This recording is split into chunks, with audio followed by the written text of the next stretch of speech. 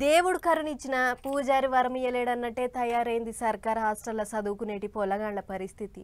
సర్కారోళ్ళు అన్ని తీర్లా సవలతులు ఇచ్చుకుంటా సన్న బియ్యం బువ్వ పెట్టాలి అని అనుకుంటుంటే అధికారులు మాత్రం పురుగులు పడ్డ బువ్వ పెడుతున్నారు.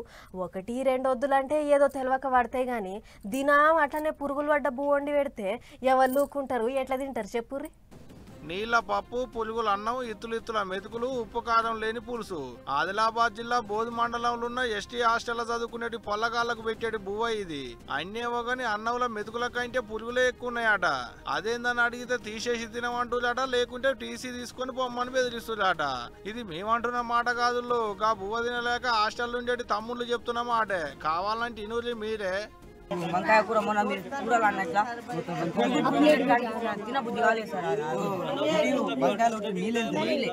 ఇది కొమరం భీం ఆసిఫాబాద్ జిల్లా కాగజ్ నగర్ మండలం బట్టుపల్లి అనేటి ఊరి బడి పొల్లగాలం ముచ్చట.